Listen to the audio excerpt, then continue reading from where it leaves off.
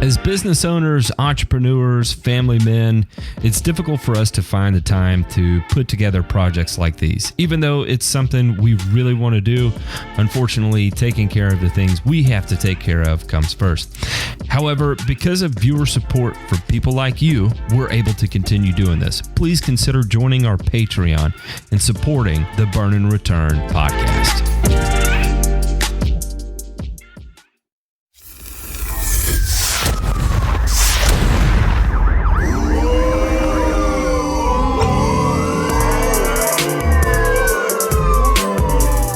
You're listening to Burn and Return, a weekly 1-hour podcast covering news from the agricultural and turfgrass industries.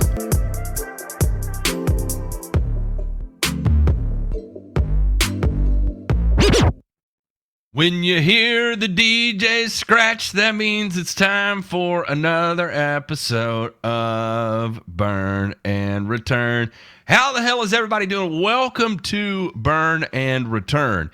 For those of you that are tuning in for the first time, this is a weekly podcast that I do with two of my very good friends where we discuss the latest news in the green industry and things that we could see potentially rolling downhill and affecting us in the whatever turfgrass sector of the turfgrass industry we're in.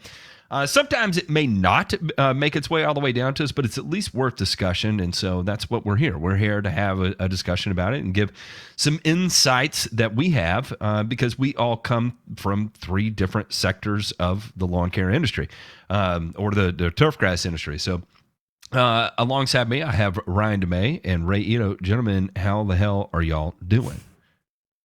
Well, you know, Matt, it's good that we're in good company here with our patrons. You know, all 100 plus of them. We're fortunately very grateful to have them. But one in particular, after our pre-show, there kind of tickled my fancy, and that is Jesse Bousquet, longtime patron, also a sponsor of the show.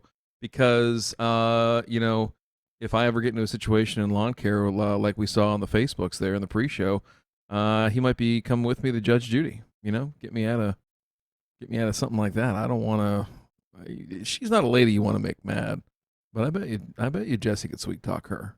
He could probably make her feel a lot better than she normally does. What do you think? What would Jesse's approach be to win Judge Judy? Because you know that's a tough lady to please. She's heard it all. I think he would go easy until the point that she snapped at him, and he might let her go one time, and then the second time that she did it, he'd probably tell her to get fucked, and then. You know, it would be downhill from there. But, you know, hopefully we don't have to pay for the lawn. That's the only thing. I'm sure this gentleman that I really want to dive deep and like pull the docket and the affidavit from when this gets filed. So we'll do a little bit of digging. And if you don't know what we're talking about, this is part of the Patreon content that you get exclusive access to. The pre-show on this show is always rife with stuff that we really can't discuss on air. Gets censored out, canceled before it even gets started, and all that other fun stuff, right? And then, if you stick around for the after show, as we do this on Sunday night, you, the patrons, get to help us name these shows. We name none of these ourselves. We take all of our comedic insights from the folks that subscribe and listen to us the most. And so, I encourage you, if you're not already a member, go ahead and jump over there, www.patreon.com/burn and return. Check us out. It's literally lower than a price of gas in most of the U.S. states right now. $10, $20, that's nothing. You can't even buy a 24 rack of beer for that right now, Ray. Hell, you can't even buy a bag of fertilizer for $20 anymore. No, Times you cannot. are tough, but not here in Patreon. Yeah, and how's this here in Hawaii? I'm going to have a freaking hard time even getting a steak for $20. Yeah. Yeah, I mean, it is that bad for me right now. Because, to my horror, Matt, what if I told you that my pre-show lunch literally costed me about $22? That's my pre-show lunch. I mean, look, we have talked for a while about how long is this sustainable, you know, and and there has to be something that breaks sooner than later because. It's just not. And actually, there's going to be a couple things that we're talking about today that point to some of the things that we have coming up that are the potential, again, what I want to call more dominoes that are laid out that have the potential to fall. And should they fall, it should at least be a continuation of the Squirrel Fest that we have experienced since, August of last year. I don't know. It kind of has me freaked out sometimes, but I try to continue to consume the white pills and remain optimistic. On that note, also in the pre-show today, and I just want to harp on what DeMay was saying there. Not only did we talk about a pending court case that we're going to keep an eye on, and this is in residential lawn care court case that at least one person right now is saying they were going to take it to court, and so we're going to watch that. And then the other thing we did too was a really, really deep dive into the renewable energy sector that is affecting agriculture and very much turfgrass and even residential lawn care right now. I mean, this sector of renewable energy is affecting all areas, and we talked about some companies that are in it and some interesting things that are happening all the way at the very top of government down to the most rudimentary levels that affect people like Ray, Ryan, and myself. And so, but again, we cannot put that out into the public because of the I don't know the seriousness of it and the fact that it does affect all of our livelihoods. And if we did talk about that publicly, it'd probably be bad news. All that said, gentlemen, let's go ahead and jump into this week's headlines.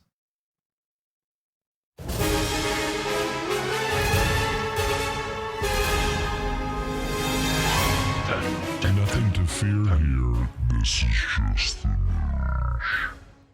RTP firm making safer pesticides grows cash haul to $92 million. This is Vestaron, grows $492 million as pesticide products gain traction. An ag tech headquartered in the Research Triangle Park, that's up in North Carolina, has extended a recent raise of $92 million to further its efforts in providing farmers with environmentally friendly pesticides. Vestaron, which moved its headquarters from Michigan to RTP 3 years ago, announced Thursday a $10 million addition to an $82 million Series C round the company initially disclosed in May. The additional funding will support the company's development of its pipeline, which includes crop protection products based on peptides, small proteins that the company says are just as effective as traditional chemical-based insecticides, but are safer for both workers and the environment. With this extension, the company added new investor, Grosvenor Food and Ag Tech, to existing round participants, Agronautic Ventures, Cavallo Ventures, CGC Ventures, Endeavor 8, Fortistair, iSelect, Nova Holdings, blah, blah, blah, blah, blah. A lot of people are getting in on this. Vestaron already has a line of approved products on the market under the brand Spear, initially targeting high-value crops. Last year, the company reached a 5% market share in California-grown pistachios. CEO Anna Rath previously told the Triangle Business Journal, this recent funding will support the company's expansion of its products from specialty fruit, vegetables, nuts into broadacre row crops and new insect pest categories. And it goes on to give a little bit more detail there. It's interesting to me. One is the fact that they're doing this with peptides. And for those of you that are not familiar with peptides, that's basically just a very specific sequence of amino acids, right? And so it is not a protein, well, not quite a protein, but just a series of amino acids. They're going to be lower molecular weight than proteins. And what's interesting is that not only are we seeing it in the fertility space, we're also seeing it in the healthcare space. Particularly with peptides, we're seeing it in compounds that are shown healing, growth hormone. We see it with, I just had two monitors go out. That was weird. We see it in GLP-1 agonists now, which is going to be in the insulin category for people that have diabetic issues. So there's really an endless possibility here because of the total number of amino acids that are out there, and then you multiply that factorially, right? And so you've got a lot of probability of different compounds that can elicit all kinds of different responses. So to raise $92 million, there's a lot of people that are buying into this, and based on some of these names that I'm seeing here, like Agronautic Ventures, Cavallo Ventures. They are heavy hitters. Syngenta Ventures. They are. This has legs. This has a lot of legs, and so this is something we should all be paying close attention to, in my opinion. Ray, Have you heard of this? And if not, do you feel like this may potentially find its way into lawn care here eventually? I think so.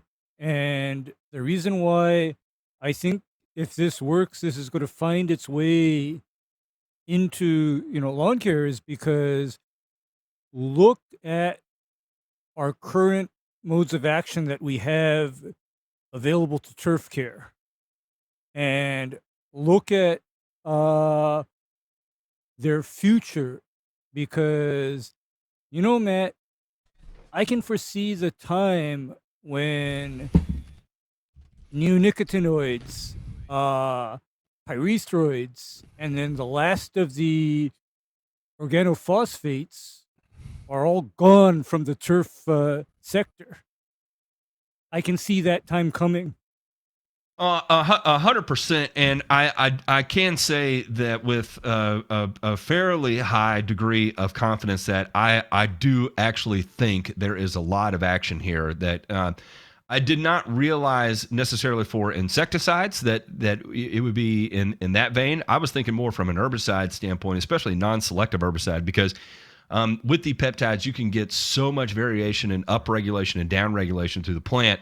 Especially on bizarre hormonal pathways, where you're actually sending genetic signals to the plant to make these real strong changes in hormonal concentrations within the plant. And so it's interesting now that we're seeing it in the insecticide category. And I don't know. I actually look forward to this, and I think this is the type of innovation that we need to continue to see that is going to give long-term credibility. DeMay, you specifically have to deal with what I would consider the most how do I phrase this?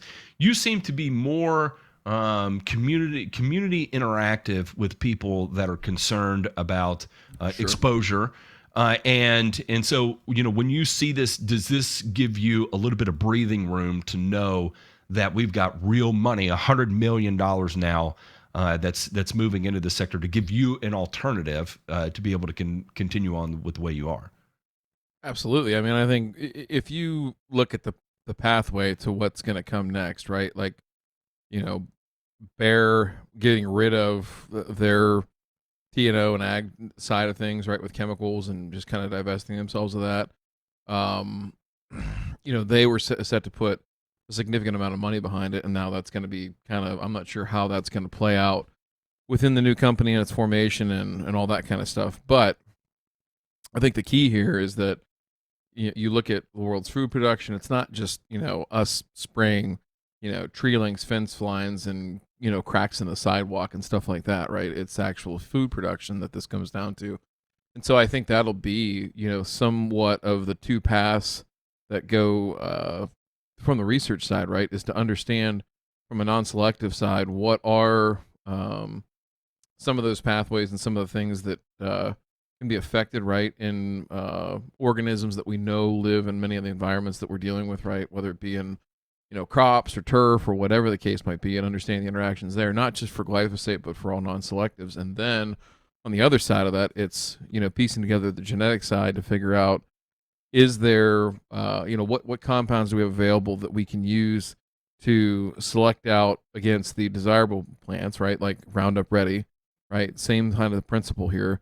Is there a way to select out against those and be a little bit more thoughtful so that the gene is developed ahead of time and that can be put into new crops that come online? And then as we phase out Roundup Ready crops and things of that nature, we go towards whatever is the next conquest. So there's a whole bunch of details and things in there to be worked out, but it's good to see that this is happening.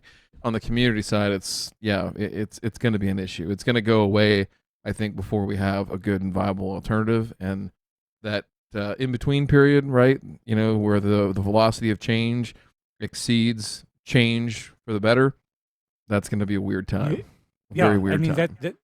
That's for sure, because, guys, I was literally caught in that gap period between 2000 and I want to say 2012, for example, because all of the effective older technologies got basically relabeled, and there was literally nothing in the pipeline that could do the same thing or even begin to do similar. And I found a new insect here in Hawaii too. Oh boy. I found something new. What is And it? here's the coincidence is that one of our listeners, his name is Brian Morales, was asking me about this very insect. It's called a Tuttle mealybug. Uh-oh. All right. Okay. And anyway, Brian is asking me, and I'm telling him, well, I would break out the trident. And the reason why I'd break out the trident is because this is something that lives in the stems and on the rhizomes of the grass. But I was at a lawn yesterday, and the pattern of decline looked very much like the pattern that I saw in pictures. And when I parted the grass and looked, I saw the sooty mold.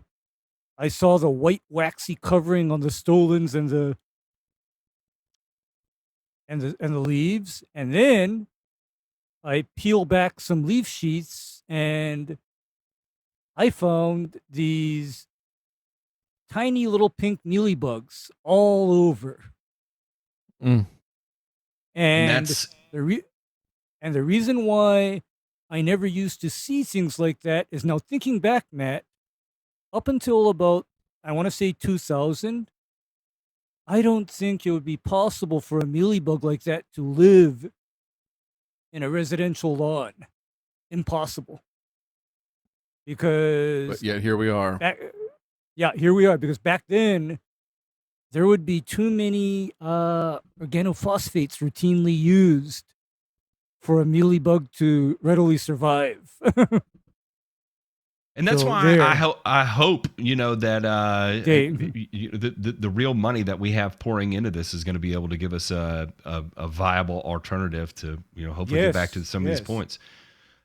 In other news, we have the fertilizer crisis in Europe is just gonna get even weirder. So if I recall correctly, we are somewhere between 11 and 14 urea production facilities that are down in Europe right now, and this is not good when Yara is going to even further cut their capacity. So they already reduced about 1.3 million tons of ammonia, and then fertilizer capacity about 1.7 million tons in June. However, we have another huge ass gas price increase in recent days due to Gazprom is shutting down Nord Stream for 3 days of unscheduled maintenance. And people are already speculating that it may not come back on. I saw even Siemens is getting into the Twitter pressure on the Nord Stream pipeline and is like, hey, we've got the turbine here ready to go. When are you going to come get it? And I don't know. It is not a good thing when you're having to use Twitter to reach out to your customer to tell them to come pick up the thing that you bought to be able to keep the Nord Stream pipeline running. There was a fascinating statement that I had read, and I'm just going to kind of summarize this here. In 2021, the UK household spent about $30 billion on household energy. Next year, the bill is going to be somewhere around $170 billion. And what they're asking is how much of that is going to have to be subsidized just to keep people from absolutely losing their mind, because we're talking about $140 billion difference now that's affecting households. So I don't know. This is just the beginning, and boys, winter is coming, and then we've got people that are going to be purchasing for spring, and so we're not quite there. We're going to be a couple months away until we start seeing the impact on nitrogen prices again, especially here at home. And then also we had a structure fire caused by a lawnmower on the Home Place Road. Rustburg's fire on Home Place Road was caused by a lawnmower fire. The fire is it? I think I'm. And listen. I'm not sure we're We supposed need to we need a one. I wanted to make sure this wasn't going to cause mental distress and PTSD for you, Matt. Right? I mean, but if you had to give this a 1 to 10, I mean, obviously you're never going to have the towering inferno with a 1-story shed, but I'm curious. I beg to differ. You can have an inferno. I only give it a 4. It's still standing. They put this out with it still standing. And the fact that they did not come in and just absolutely level this thing. Is that a diesel tank with giant claws? Off to the right there. I was wondering. And there's barrels there, and let me tell you, like just random ass barrels laying around like that freak me out. Lord, yes.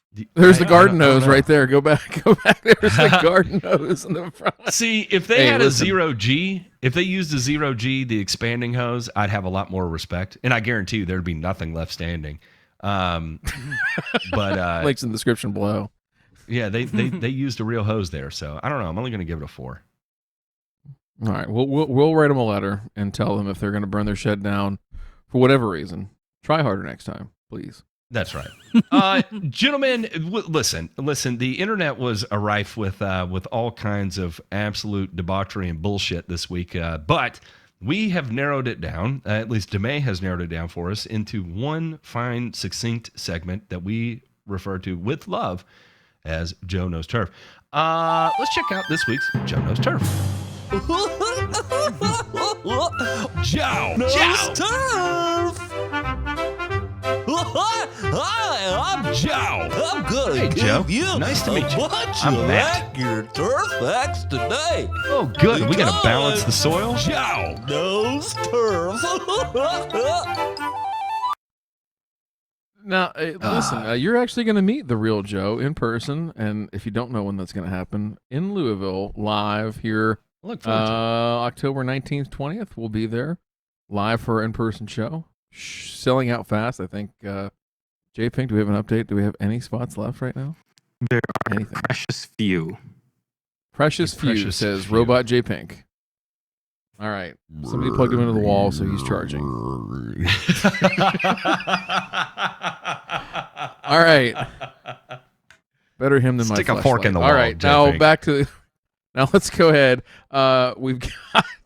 We've got some interesting stuff here. And one of these, it's two things, actually. It's an article and a video. We're going to start with the video. The video was brought to my attention by our good friends over at Turf Truth, who recently came out of the woodwork and have started posting some stuff again. Looking forward to their content yet this year. Maybe we'll even be featured on it because we're just a bunch of big dumb apes, and who knows. But anyhow, let's go ahead and watch this video first. We're going to watch the intro in the first few minutes here of this video, and then the article will kind of tie into this together, and we'll have a little conversation about the smell of fresh cut grass, kids running through the sprinkler, frolicking barefoot in the poisoned blades of a monoculture crop that's essentially an ecological dead zone. A dead zone that's been slowly sickening our natural environment for the better part of a century. Okay, Lord. easy there, you say. Nicole, surely you're exaggerating. I'm not. I'm going to drop some heavy stuff on you. It might make you uncomfortable, but no need to panic, because I'm also going to listen, argue Nicole. along- I promise you, pause. there's nothing you're going to say to me that is going to make me uncomfortable. I can guarantee you that, especially I was when I was going to tell Matt that, hey, at least she gave you fair warning. Okay. I only ask if we're going to use sex toys, we take them out of the box before we insert them. All right, let's go. practical steps to do your yard right. But first, have you ever wondered why we place such a huge premium on meticulously square. manicured grass? Some folks call it a lawn, Why not mow your lawn the easy way? but it's really more than that. I mean, who started this idea, and what has the cost been to our natural environment? Now, if you're the kind of person who wants to just skip right ahead to the practical points, go ahead, it's right here. But if you really want to understand why it's important, hang in there with me. Quick shout out to our sponsor, Vego Garden, makers of terrific raised garden beds. I vetted and chose them for my own garden renovation last year. I replaced these old rotting wood frames with Vego's corrosion-resistant steel, which has a coating 5 times more resistant than any other metal garden. Pause. Links in the description below. All right, so she's trying to sell something here. She goes on to say that lawns have basically made the earth devoid of any biodiversity whatsoever because grass is a monoculture. And she continues on. We'll have a link to this video in the show notes. Okay. And also, if you want to go check it out, Turf Truth there. Now, wait, we're going to go on, and now I want to read an article that dovetailed off this. I'm not sure the date that this video exactly came out. I do know that Turf Truth tweeted about it. Oh, probably like early this past week. So we go on to the article here. And the article is from the Washington Post. It says there's a water crisis. Why do we still have lawns? This is written by Dan Zach, and this was put out on August 24th. So go ahead and scroll down there, and we'll read here. So lawns somehow still are here. The planet has accelerated its revolt against us and still tend to our lawns, one part of Earth we can't control. Society falters and resources dwindle, and still lawns. So this guy goes on to say here a few other paragraphs. Then I want to jump into because he's got a kind of an interview here piece where he talks with some of the folks that design lawns, and there's a landscape architect piece in here that I want to dive into real quick. And so let's see where we can find it here. What's this guy's name again? There it is. So we talk about, I think we're growing up as a country, says Mtech? I'm not sure. For a lot of American history, it seemed like we had boundless access to land, and we kept extracting from it and building on it. I see a real change from looking at land as a demonstration of power or success to looking at it as a precious resource. Now, I think this guy's right. And I don't think that anybody here has ever said, and I don't think anybody in our industry has ever said, man, I can't wait for them to plant another fucking 40 million acres of grass so we can go spray it. I don't think anybody has done that at all. I think you have folks, right, in land development, everything like that. We're simply trying to take care of what's put out there, right? So to say that is a little disingenuous, but we'll continue just to humor them, okay? So going down here, we've got, at the time, all of my neighbors were obsessed with their lawns, says Bryant, who wrote the song on Earth Day in 2020. This is actually a Reddit channel that's called No Lawns, and it has a TikTok hashtag of anti-lawn. So everyone was mowing constantly, every day. At any point in time, you hear lawnmowers going, and it drove me freaking insane. I still have one neighbor who I swear on the 4th of July was mowing at 7:30 p.m. What are you doing, dude? This can wait. Well, okay. Anyhow, we go on here. Lawns have become a liability, or in some cases an asset, as a condition of its removal. California's main water utility is paying its customers $2 to $5 each square foot for living turf that they remove. They go on to talk about some other initiatives in that realm, but really, this is talking about all of the different things, right, that gets put out in these articles. We talk about, that it's the largest irrigated crop. It's not. It's a flawed study that brings this into play. So, gentlemen, I'm asking you, we respond to this all the time, right?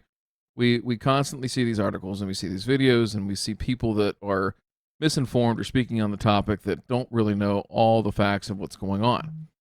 My question to you is not how do we respond, but how do we take the message of why turf exists and why it is all over the place and so ubiquitous, and how it is a benefit to the landscape and not I can't remember what they called it, a biological dead zone or whatever. How do we go forward and maintain leverage in these situations as opposed to always responding? Okay, here's the interesting thing is that I know in my city, grass areas are considered pollution mitigation, structures, actually. And their purpose is to prevent or minimize soil and other chemical runoff from actually reaching the waterways. So, that's one angle. The other angle that I would like to touch on is, when I saw that chick sitting in that lawn with all of that flowering clover and whatever, you know what my only thought was? lady, I hope you're not allergic to bees. Okay?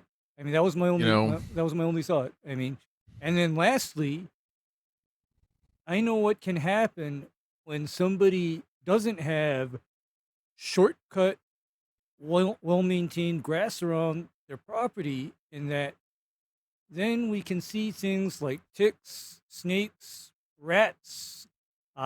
In Hawaii, we got centipedes and scorpions and spiders and roaches. And so, is that what we want? I mean, is this peak virtue signaling? I'm going to save the earth, but nature's creatures are then going to try to kill me or make me sick. How again, DeMay, I'm not very good with words, and I'm not very good at expressing patience either.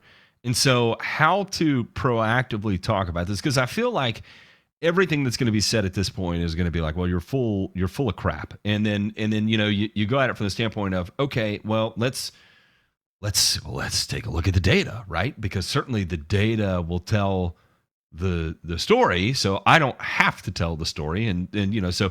Again, research out of NC State, Department of Soil Science, Department of Crop Science, and taking a look at the influence of different levels of management here, and the different amounts of composition and abundance and activity we see. So the statement that it's an ecological dead zone is asinine, because we see that the composition of microbial communities is diverse and unaffected by turf management in turfgrass scenarios. And not only did it happen once, it's been repeated multiple times, right?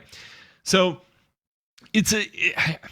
I can't figure that out. And I feel like whoever does figure that out, and here's in the most simplest point, I think this is the simplest way to be able to visualize this, right?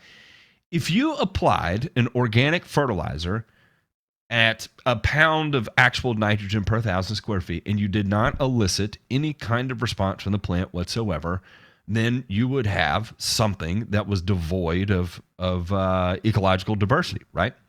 And obviously that does not happen, and in fact, quite the opposite happens, where you get this explosion of growth because there is ample and significant ecological diversity that exists in turfgrass systems. So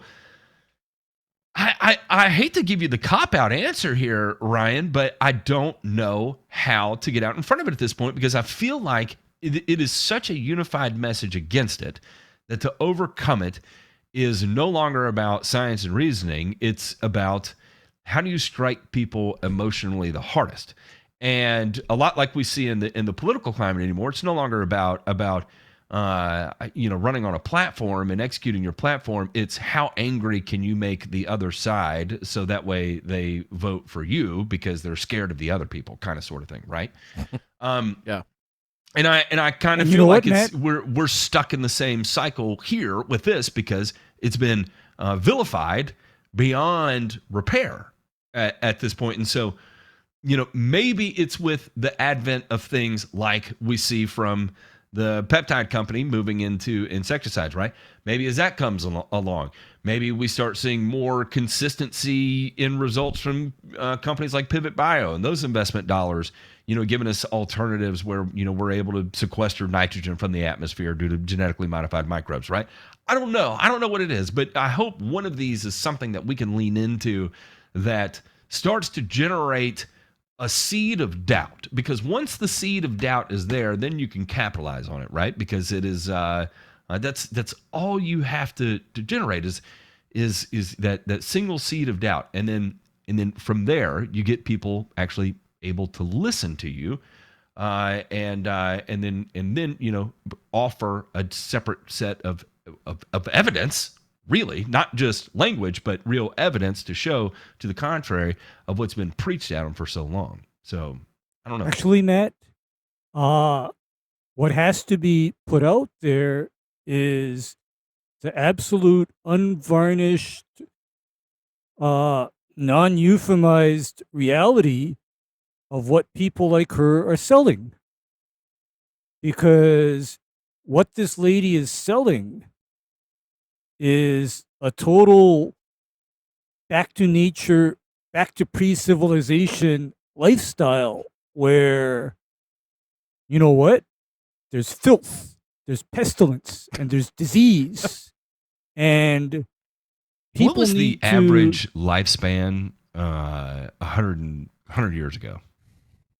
It was 19, 35 or 20. Not good. 35 or 40. Actually, before that, I'm talking about these people want to take us to a literal 58, medieval 100 years ago. lifestyle. Yeah. 58, More than 60 100 years ago. 1900, 100 it years was ago. 49. You know, I mean, Yeah. And the reality is that these people are never transparent about what the actual consequence of what they're advocating will be. They are never transparent about it. You see, they tell people, oh, you're going to save the earth by giving up your grass. You're going to save the earth by doing A or B. And yet they don't tell people about the misery and suffering that's going to come with giving up. Okay? They never talk about that. I mean, they only talk about the good part. I mean, for example, they never say that when you stop having maintained grass around your house, you get all of these vectors and pests. They never talk about that. And by the way, I have experience with, vectors and pests, of course. And I've even known people where they say, oh no, they are so committed to their life of, misery and dystopia that they say, oh no, don't spray. They'd rather. I think. Go ahead. I think they rather get sick. They rather get bitten. They rather get infected. They rather get fed upon, all in the name of saving the earth. I mean, because you see, Matt, I think there's this bigger sickness in people, in that there are get people. The dump button ready, J-Pink. Go ahead. Okay. Go ahead, Ray. Okay. There are people who are into this cult of asceticism. They're in that cult. And the cult says that you will have nothing. You will own nothing. You'll eat bugs. You will be eaten by bugs. And you'll be grateful for it. I think what we really have came out of this whole Joe Knows Turf segment is we got to figure out a better way to be on point with this. And the second thing is, Ray, myself, and Matt are actually going to steal the Real World logo from MTV and open up Real World Lawn Care, where we spray away the misery. And with that, that's this week's Joe Knows Turf. Gentlemen, let's check out this week's burns.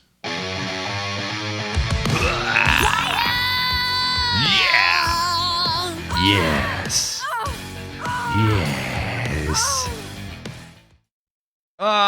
Guess what? Our boys Saratoga Biochar, they won. They are building a $45 million carbon fertilizer plant. And, hang on before you get real excited on a carbon fertilizer plant. Fertilizer's strong. Saratoga Biochar Solutions. After a year of review, the planning board voted 4-2 to approve the biochar's application before a packed town hall crowd of often emotional neighborhood protesters. Among the dozens of critics, some of whom were carrying homemade signs and handwritten messages calling for people over profit and say no Moreau, many fear the factory will hurt property values while bringing noise, foul odors, as well as air and soil contamination into the community. After several outbursts from the audience disrupted discussions during a July meeting, the town brought in a metal detector, Saratoga County Sheriff's Department deputies and investigators, Thursday to ensure deliberations would remain calm and peaceful. There are people who just don't want anything in the business park, said Biochar Chief Executive Ray Apey, whose firm scouted close to 15 properties looking for the best location for the plant between New York's lower Hudson Valley and Saratoga County before selecting a 5.9-acre portion of the Moreau Industrial Park off Bluebird Road. The opposition, AP said, caused him to spend a lot of time reevaluating the project to make sure Moreau was the right location. I'm convinced we have a great plan. You don't do something like this without staying awake at night. Every new business dies 1,000 deaths, but I believe we're going to build a great business as we build our model here. And it goes on to continue to talk about this. Good for them that they won. Again, this is something that what is going to be interesting about this is that they are without a doubt going to have a spotlight on them because the community. I'm going to guess that there's at least 50% of the community that is not in favor of this, right? But the planning commission voted 4-2 in favor for it, and so it's kind of one of these things. It's like, do you promote new business to move into the area, or do you listen to your constituents? And they see it as that. And it's hairy. They say they have a plan for managing the PFAS situation in wastewater runoff. Who knows how this is going to play out? I hope they have unbelievable success. And but on the flip side is that we get the added benefit of a lot of transparency around this because people are going to be sticking their head in it because they're pissed, right? And I hope what they do unpack is that they have a very capable business that is doing exactly what they said they're going to do, and it provides a positive light on the biochar industry and the wastewater removal industry that we do not have on it right now. So kudos to these guys. Good luck. What do y'all take on it? Would you allow this in your neighborhood, or are you Hey, the jury's still out, but you gotta At what point do you stand in the way of something like this? If they've got all the legal stuff in play, I don't know. It's difficult because it's just like you said, where you've got the push from business to try and expand and do new things with stakeholder or voter turnout and hitting you up on that side. I don't like this one here. I think with its proximity to the Hudson River, there's just a lot more that seems like can go wrong with this than right, and so. Yeah, and the whole thing of them going, we went back to the table for over a year to try and figure out ways. I'm curious, Matt, because they've got a little sketch in the top of the article there, J Pink. If you pull that little photo diagram that's in there up and see what she's talking about, if there is anything that jumps out at you here on the rendering and the way they got this set up. No, not at all. It's a very basic, very, very, very generic deal here. We got it's a very generic schematic. Thermal treatments, electric rooms, bagging areas. Look, even the biosolid receiving area doesn't look very good. You got expansion silos back there. Those look good. They're not actually receiving biosolids; they're receiving sewage sludge. And it looks like they're going to be combining that with wood. So you've got a mixed biomass project that's going on here. So that tells me that this is going to be some sort of gasification system in order to have mixed biomass. So not a continuous system. This is going to be batch gasification. They're going to be flaring a lot of gas off of this. I have no idea what the byproduct of their gas flare is. I don't know. I'm not impressed by the drawing. I would love to know what their thermal treatment looks like. Again, gasification system, are they using thermal oxidizers? Are they just an open air atmosphere flare? I don't know. A lot of questions. And I promise they're not going to share that with someone like me, fucking Joe Blow from Tennessee. So I don't know. I'm just going to keep an eye on it and scope it from Google Earth and, do the whole Chinese corporate espionage thing. Oh man, this is just they got it approved, but now you know what? It is going to be on this company, and it's going to be on the elected officials that approve this. Should anything fuck up, because all it's going to take is PFAS or fluoride contamination of the surrounding area. That's all it's going to take, because like we said on previous shows, they're dealing with PFAS, and even if they manage to crack the PFAS down to fluorides and hydrocarbons again, fluoride is still a toxin. So, they have more questions to answer than what they're answering. And to me, it is not adequate that they're saying, oh, trust us, we got this.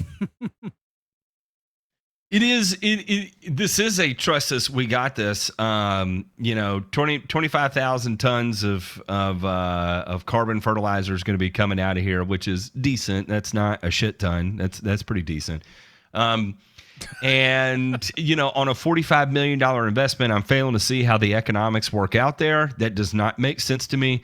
But Ray AP here has a significant background in manufacturing and fertilizer development, and because he designed computer systems up to this point.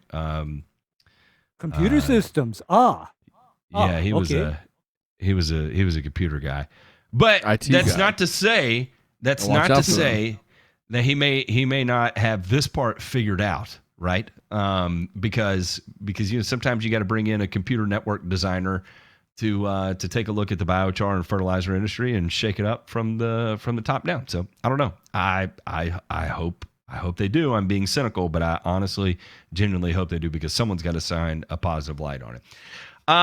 We have an Illinois man who dies after a zero-turn lawnmower rolls over and pins him underneath. A 24-year-old man from Illinois is dead after his John Deere zero-turn mower rolled over and came to rest on top of him not far from the Indiana-Illinois line in rural Chrisman. According to the Sheriff's Department, the deputies and firefighters were called out to a Chrisman farm just after midnight on Thursday, where 24-year-old Joshua Grant-Blue of Paris, Illinois, was found pinned beneath a John Deere mower. He was pronounced dead at the scene by the coroner. It is, man.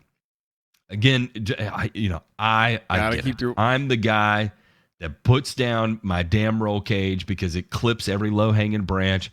I'm the guy that doesn't wear a seatbelt when I'm on these damn things, because you're always getting off and on to pick up trash and debris. But this is what can happen, and this is real. And if you think it can't happen to you because you're whatever, here we got a 24-year-old farm boy who just got pinned and crushed and killed by a lawnmower, and this is terrible. Just makes me sick. Yeah, gotta have your wits about you when you're doing this stuff, and I don't know. It's tough to see stuff like this, but hey, there'll be another one, unfortunately. Speaking of another one, we have another live look. So it was the last week, the week before, where we were talking about there was scientists that were looking at links between glyphosate and Alzheimer's. Now we have FAU has published a study to link Roundup to convulsions in animals. Let's caveat this. Animals is a strong word. Animals is a very, very strong word in this. A recent report by the United States Centers for Disease Control and Prevention found more than 80% of urine samples from children in the United States contain the herbicide glyphosate. A study by the Florida Atlantic University and Nova Southeastern University takes us one step further, and is the first to link the use of herbicide Roundup, a widely used weed killer, to convulsions in animals. And then it goes on to say here, glyphosate and Roundup increase seizure-like behavior in soil-dwelling roundworms and provide significant evidence that glyphosate targets GABA-A receptors. These communication points are essential for locomotion and are heavily involved in regulating sleep and mood in humans. What truly sets apart this research is it was done at significantly less levels than recommended by the EPA for those used in past studies. The concentration listed for best results on Roundup is 0.98% glyphosate, which is about 5 tablespoons of Roundup. A significant finding from our study reveals that just 0.002% glyphosate, a difference of about 300 times less herbicide than the lowest concentration recommended for consumer use, had concerning effects on nervous system. But again, what they used here were worms, roundworms, as a matter of fact. So, in my opinion, this is a big stretch. Like, look, I have handled a lot of glyphosate. Never once have I ever had a convulsion. Never. When I think GABA, and Ray, you could talk a little bit more about this. When I think GABA, I think mental health, particularly mood, is where GABA is normally playing a role in, if I recall correctly. Is that right? Okay, yes. Actually, mood and sleep. And, when I think about GABA, I immediately think about this insecticide, miticide, nematicide called abamectin. Yeah. Because abamectin specifically targets the GABA neurotransmission pathway. That's how it works. And the thing about that GABA pathway is that it takes very, very specific compounds to affect that pathway. And glyphosate doesn't seem to be, how shall I say, a model of something that would fit into that pathway at all. Does not. And furthermore, if there were neurotoxic effects from glyphosate, those effects would have become apparent in the mid-1970s when glyphosate was first being proposed for use as a herbicide. So I am casting doubt because my question is, why wasn't this discovered through all the previous rounds of testing performed on glyphosate from 1975 to present? Especially human testing, because that's not one of the things I typically would associate. At least everything that makes it into the news, and I would feel like if people that were handling glyphosate, you would notice if there was convulsions that were breaking out place after place. Now I have a joke, and this is just a joke. But boys, I have handled a significant amount of glyphosate, and it's typically around aeration over seed time, or in this would be late winter, so the January through March time frame, and when I've worked in Bermuda grass environments, or the August through September time frame in cool season climates, and aeration over seed time, that is some of the best sleep I get. So whatever impact it had on my GABA pathway, it was a positive one because, damn it, I slept real good then. And I will say that normally kicking off the season, that January through March time frame where you're dragging hose all day in the cold and it's wet all the time, I sleep pretty damn good when I get home and get under the blanket as well. So this is a joke, of course. I'm just playing games, but I'm just saying. Today I learned Roundup is both an upper and a downer. Yeah. I mean, it's both up and down, and likewise. You gotta be careful when you mix those. Yeah, since the 1990s or even earlier than that, I have dealt with glyphosate and 12 months out of the year. Okay, 12 months out of the year. And how often do you convulse, Ray? Never. Okay. Never, ever. Only with Sheila. Only with Sheila. Oh, and you gotta understand It's that the- I'd be at high risk for that because of the amount of caffeine that I consume. Yeah, well, Right? I just want to know. We need to check the label with the Monsanto boys again to find out what the toe curling rate is for Roundup. 'Cause Ray knows it. He's got Well, that figured out.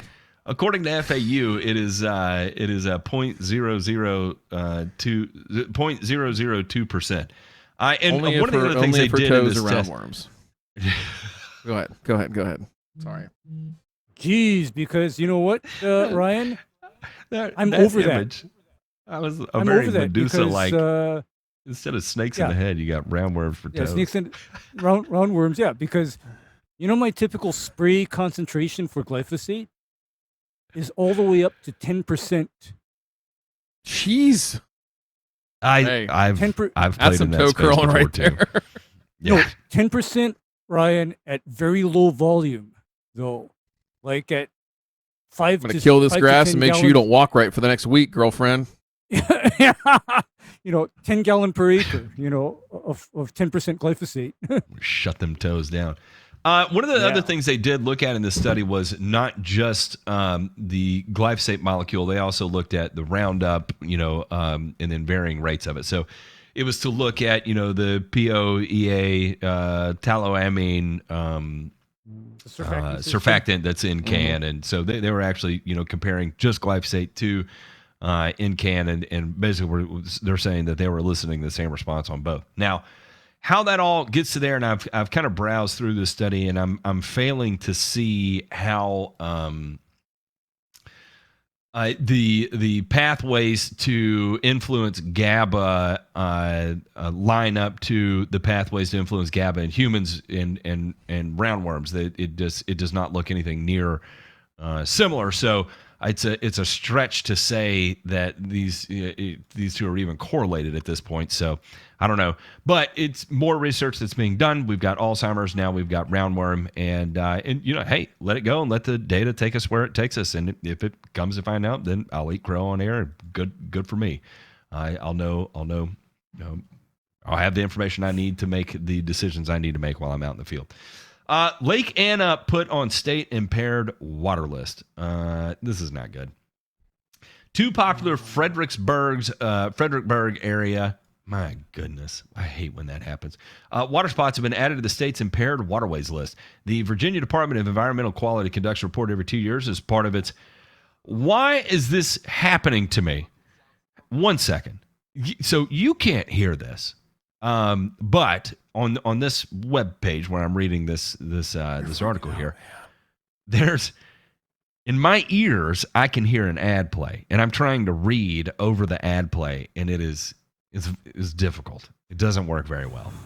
And it's loading another one right now. This is the worst website. The Freelance Star can go fuck itself, as a matter of fact. I just kidding. The program determines whether bodies of water meet quality standards and establishes a schedule to deal with the problem. The DEQ released a report in early July. This year's report is the first to include harmful algal blooms on the list for impaired waterways, which paved the way for two local waterways to make the list, Lake Anna and Aquina Creek. According to the DEC report, 7 Virginia bodies of water had confirmed harmful algae blooms in 2019 and 2020, and all of them have been added to the list of the state impaired waterways. Those making the list, along with Lake Anna and Aquina Creek, include Mint Springs Lake in Albemarle County, Wilcox Lake in Petersburg, Woodstock Pond in Williamsburg, Prince Edward, Chickahominy River. The most recent harmful algae bloom advisory for Stafford County's Aquina Creek happened last year in early August. Lake Anna, however, has been plagued by the harmful algae for at least the last 5 summers, including the most recent no swim advisories in July earlier this month. There are efforts underway to treat parts of Lake Anna, a popular 13,000 acre man-made lake which cools the Dominion Virginia Energy North Anna nuclear power plant and is surrounded by hundreds of homes. The association is close to raising $110,000 for a program to address the harmful algae with its cyanobacteria mitigation program, which will use blue-green water technologies treatment to target harmful algae without harming other life forms or leaving any chemical trace in the water. So they have a plan here, and they says it goes on to say that the most common causes of waterway impairments include bacteria, toxins in fish tissue, dissolved oxygen. According to the deck, bacteria are a major pollutant in the rivers, while fish toxins and dissolved organic plague lakes and estuaries the most. The harmful algae appears when nitrogen and phosphorus pollution combine with the warm water temperatures with toxins that threaten the health of people, pet fish, and shellfish. So there we go. We got another one added here. That is not good. I'm not super familiar with this region. But if I recall correctly, I think this is a large corn production area. If I recall correctly, and I think somewhere up in this area is one of the big high yield guys. Golly, what is his name? Not Randy Dowdy. There's another one up in the Virginia area that is I think he has the record yield for corn. So I don't know. What are we looking at here, guys? What am I missing?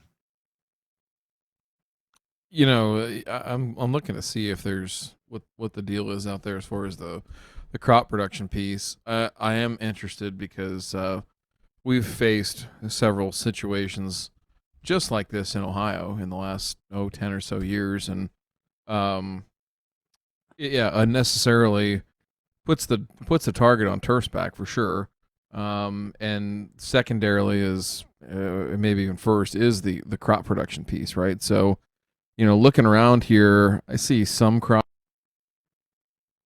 I see something into here, so there's a lot that could be ending up in there. Don't know the situation with sewage treatment and or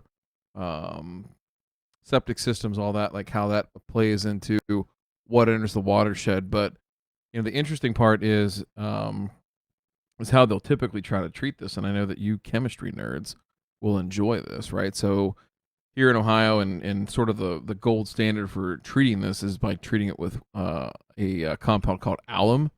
So alum is aluminum sulfate and what is it? I'm about to type it in here. Aluminum sulfate hydrate. Sodium aluminate. Sodium aluminate. And so what that does, go ahead, how does that work, right? Why would that help when these waters are loaded down with phosphorus, and that's what's causing this cyanobacteria to bloom?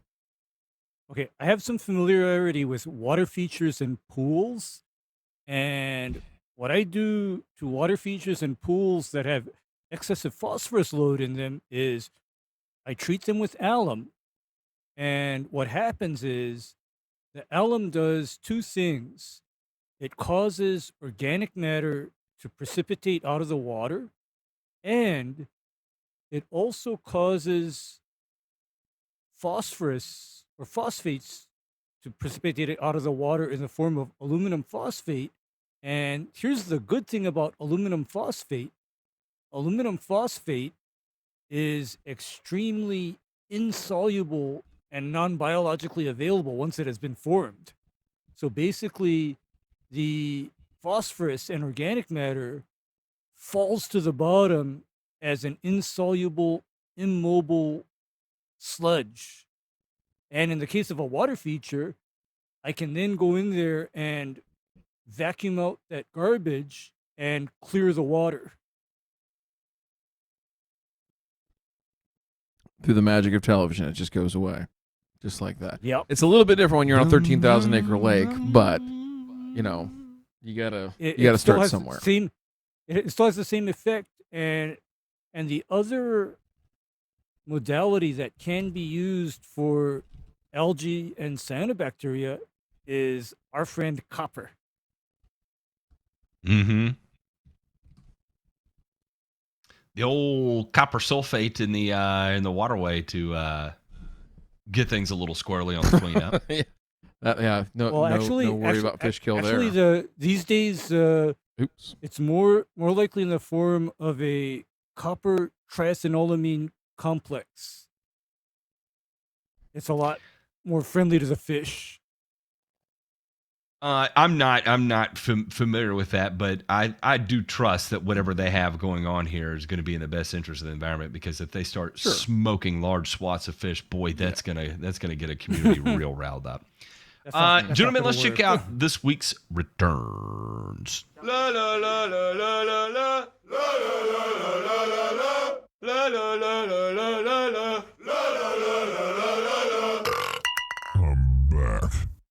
la. Good news here in Sweden. They are looking for the ugliest lawn contest. The Swedish island of Gotland is a popular vacation spot, but the influx of tourists this summer strained water supplies. Get off my lawn. Someone is up there shouting, I'm sure. To help win over the community, Gotland's ugliest lawn. Gotland off my lawn competition was launched to make a brown lawn something to be proud of. Competition judge John Madison called it a fun way to change the norm of green lawns in a climate where they're not natural. And boy, this is some of the pictures are horrific. When it starts raining and you get all the soil erosion that takes place, and you get up with a shit ton of phosphorus in your waterways, and you have these monumental algal blooms, algal, whatever you want to call it, and then the next thing we're going to be reading is an article about another lake in Sweden added to a kill zone, and then they're going to blame it on nitrogen and phosphorus in the waterways, and then. You trace it back far enough, and you're going to be like, well, maybe the ugliest lawn competition wasn't the best idea. I don't know. I'm just No. I mean, I think that's a good point, and I think that we know that right from. It's funny that we were just talking about watersheds in Virginia and the Chesapeake Bay area, right, just a second ago. But there was some fantastic work out of there. Oh gosh, 15 years ago, something like that, looking at specifically at unmaintained, right? So just kind of mow it and let it go, and whatever happens, right? And to the point of our friend, what was her name, Nicole, right? Take it out of the box, lady. The one of the benefits of turfgrass, right, is its ability to one control erosion, right, and number two, be a sink, right, for nutrients that end up in the soil through whatever means, right? So mitigation of, pollutant runoff. I mean, that is the big picture. And what I see happening in Sweden, because I know that Sweden prides itself on all of these beautiful lakes and waterways all throughout their communities. What is going to happen when all that fucking dirt starts washing off into those lakes? What happens then, Ryan? You know what? I don't know, but the thing I found most interesting about this article is that, these people made a contest out of what so many people do on Lawn Care YouTube, which is, document how shitty they can make their lawn, even though they think they're trying something good. Yikes. Nice plug for the after show there, by the way. Because boy, we had a real doozy last week that went right on into that. That was a low key doozy. And can you real quick for the folks that may be listening for the first time, just describe a couple of the other benefits? We talked a little bit about the pre-show and the after show here, but tell them about Thirsty Thursday and a little bit of what they get on the benefits. After Thirsty Thursday, we do a private show for just our members, and patreon.com/burnerreturn. And it is adult themed. And what we do is we take a look at some of the finest content across the YouTube medium on the week. And we kind of pick apart what's being talked about and then provide scientific evidence that either supports it or contradicts it. And ultimately poke holes in a very humorous way. Look, we are we're dicks, okay, and we're dicks because we've done this for a long time. And while we don't know everything, the things that we do know, we have learned through years of screwing up. And so when we see people producing content, making the same mistakes that we've made 100 times, it's infuriating. And so we tried to provide a little bit of context on why not to make that mistake and why we have made that mistake and why we will no longer make that mistake, and hopefully provide you in a very humorous way an option on not making that same mistake as well. But unfortunately, a lot of times you'll see these have been exposed to not just thousands of people, but tens of thousands or even hundreds of thousands of people, and it just gets continued on in absolute lore and legacy. And so we like to shine a spotlight on that because, well, damn it, we can. That's it. Patreon.com/BurnReturn2. So we do a lot. We do a lot for the patrons because the patrons do a lot for us. Ohio State is leading a new $15 million project to study carbon farming as a climate change solution. Let's see here. I was going to scroll down here a little bit, and it says the project will generate valuable information on how carbon farming can mitigate climate change, improve soil health, and make crops more productive, said NateKrez, Ohio State Vice President for Agricultural Administration and CFACE Dean. In turn, she said it will provide that information to farmers, land managers, OSU, extension personnel, policymakers, stakeholders, the private sector, non-governmental organizations, and the public. Through this work, we will impact policy and agricultural practices on a national and worldwide level. Under the guidance of Dr. Lau, working with other highly regarded faculty members and researchers, we're proud to lead this vitally important initiative. And I will say that this, here's another thing that's important to me in this, is research for the project will take place on farms in Ohio, Michigan, Georgia, North Carolina, Kansas, Utah, Arizona, and South America. Study sites will be chosen to represent a range of crops, climate, soil types, input levels of water, fertilizer, and farming systems in ecological regions. So $15 million is nothing to snort at. This is a good, solid chunk of money that's going to provide us some very, very real, replicable data across that many sites. This is not the first of this work that's being done. It's a continuation of work that has already been done. Now, unfortunately, right now is the data that we have in this space has not been very positive. Sometimes it works well, other times it doesn't work well. And so when that is the case, we need to conduct more experience to figure out why some is working well and others are not working as well. And so, what does that take? That takes more time, that takes more money, and it takes more brains to be out there to try to figure out the experiment protocols that's going to give us the type of information we need. And so none other better than Ohio State to lead this. I will gladly co-sign Ohio State's bullshit in that regard. Because I think a lot of good research is being conducted out of there, and the fact that they have the budget to be able to be able to secure the funding to be able to do this is what's most important. So you've got a very capable university handling it, and you got the cash to do it. In my opinion, this is a win, and this is the type of data we need, however it works out. Ray, I'm curious to know what's your take on carbon farming. Is there a future here? And the only reason I ask that is that this is a pretty substantial sum of money that's getting thrown at this. So any thoughts on this versus quote unquote extractive farming, where we're just, quote unquote pillaging all of the resources of the soil and the land and everything like that? I am all in favor of what I call carbon sequestration, provided that carbon sequestration happens without a negative energy balance, because to date, most of the carbon sequestration schemes have involved energy intensive processes to quote unquote extract CO2 out of the atmosphere, for example. And me, guys, I barely passed all my math classes, right?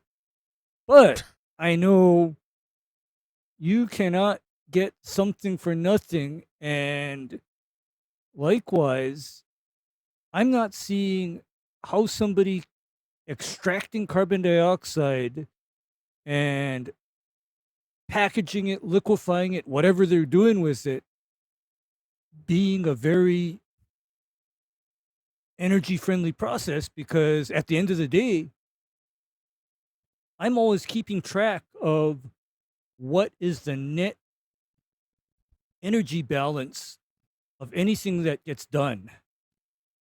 Okay? What is the net energy balance? I mean, what are the inputs? What are the outputs? What is the yield? What is the end result? I mean, I'm always looking at that bottom line. And if you tell me that by putting land into some kind of a crop of some kind, that we can then do something about quote unquote, increased carbon dioxide levels in the atmosphere, I'm in favor. And so throwing back to Nicole, so tell me why that chick is telling us not to grow grass. Wow, look at that. Right on cue. Yeah. Right on cue. Boom, I don't mic know. drop. That's right. yeah, Mic drop. That's right, a mic. That's right. a mic drop. Take us into the last one, Matt.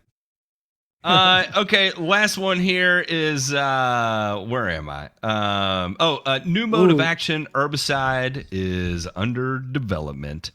But like any new parent, Rama is pleased, and understandably so. Rama, the head of small molecules research and development for Bayer Crop Science, and her team have developed a brand new, spanking new herbicide mode of action for use in soybeans. It represents the first truly new MOA in the herbicide tolerant pipeline for soybeans in more than 30 years. Bayer gave media a glimpse at performance of the new MOA in a field research plot during a media event at its Jerseyville, Illinois factory this month. Anyway, it goes on to say this, and look, we are desperate for new MOAs right now. What? Desperate for modes of actions. And so the fact that, we've got people out here that are actually doing this and getting it done. And I know people are going to be like, but it's Bayer, and Bayer did this, and Bayer did that, and glyphosate, and Monsanto, and all this bullshit. And look, this is a very real positive opportunity for us. So pull your head out of your ass and quit shitting on Bayer because a lawyer on TV told you that they're trying to kill you, because it's not true. They're literally working to save the planet. And because if new molecules are not brought about, then unfortunately that means that a lot of people are going to start to starve at some point. I'm not going to say that's in like 100 years. It could be 200. I don't know, but that is ultimately the direction we're headed. I'm going to place that a little bit sooner. So yeah, all of these. When I started thinking about 100 years, I was like, well, I don't know. No, that's too far off, because you see, if all of the people succeed in their technology bans, our starvation and deprivation dystopia can be upon us way sooner than we think. I mean, and I'm thinking within the next 10 years. Well, hang on. Let's look at it this way. We had 7 years of indaziflam before, now we're starting to hear more and more consistently issues with resistance in indaziflam, right? So if we think about it, the MOAs we have are on a 7-year cycle before we start experiencing resistance, and then I'd say another 10 years for that to become widespread. We'll call it a 20-year cycle before it's exhausted its reach and its penetration in the market. So we have to have this diversity of MOAs in order to be able to continue moving forward. And on a 20-year cycle, that's tight. And that's me being generous, really. And here's the other issue is that, do you know what's actually very resistance susceptible? All of the newer, highly specific, single site MOAs. Yes. Those are the ones that are the most susceptible to resistance, because, Matt, I could foresee glyphosate being something that a plant could become resistant to. And do you know why I could foresee that? Why? Because it targets something very specific. And it targets it, in a very limited manner.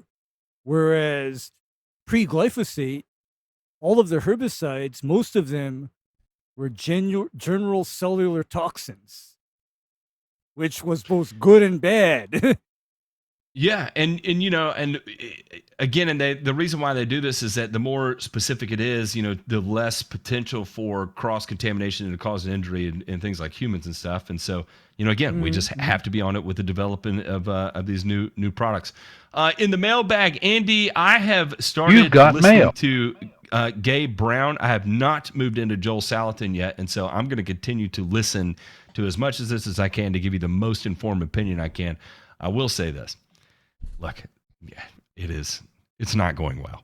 It's not going well, and unfortunately, I have started compiling a list of studies that contradict everything that I've heard out of Gabe, and it's Andy. I may have to dedicate like a full solid 20 minutes to this, and it's nothing short of them being passionate. 100%, they are 100% passionate, and I feed off their passion, but unfortunately, what they're doing is. Well, they're selling their passion, and I'll just leave it at that, and then I will prove it when we go a little further into the dissection of these two gentlemen. So, sell your passions, gentlemen, because, well, fuck it, you can. All right, we're out here. We're going to go hang out with the patrons and let them pick this week's episode. Gentlemen, y'all have a fantastic one. Oh, shit. Thirsty Thursday, we've got Evie coming up, and My goodness, look forward to this. Yeah. Evie. Get All right, ready everybody. to nerd out. All right. Catch you on the flip side.